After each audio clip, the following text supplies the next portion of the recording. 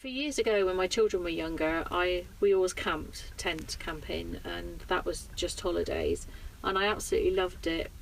And I always thought it would be nice to get a van, but I think it was partly the children growing up, because it wouldn't be big enough and we had all our tent and stuff, and partly the difference between whether you run your car and have a van or whether it's two vehicles. And another thing was I became single about 3 years ago, and around that time was when my last daughter was sort of 18, 19 and grown up, and I thought, right, this is the time that I'm going to have my van. Didn't have it more than a few months before I was just obsessed with it, and I just wanted to be in it all the time. I loved the coziness. I liked it's small and cozy, but then you open the door and the whole world is there, so it's big as well. And you are all tucked away. I drive around hunting for places to find to sleep, but also places where other campers are, because I don't want to be on my own. If I see a camper or I see anyone and I think, okay, that's possibly a place I can stay overnight, and then I may go there in the evening, and if there's people there, then I'll park up, not right next to people because it's a bit, encroaching on their privacy, but you'll park a few spaces away, and then I feel safe because I know there's people there overnight. Because when I shut all my curtains and I'm in here on my own, nobody knows who's in here, nobody knows it's just me, it's just a van parked up. But for my own sense of security, if I know there's some van dwellers around within a few hundred yards, then I feel safe. I wouldn't go and park somewhere completely on my own.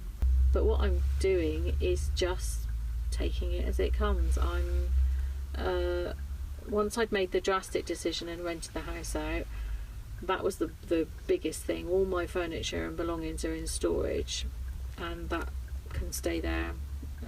I pay each month for that, and we'll see how it goes. And then I'm spending bits of time, I'm meeting people like Wayne. I've met some lovely people online. I've met some people through just staying overnight. In the summer, we'd all have our doors open, people would have barbecues and fires, we'd sit out in the evening and chat and tell each other our stories of how we were in our van. I'd go to bed then, wake up in the morning, go to work and have another day. It's been lovely. More or less everyone in work thinks I'm absolutely crazy, and also think I'm living in I think they think I'm living in a tin builder's van. They keep saying, "You're in a van," and they come in, "Where were you last night? Were you cold?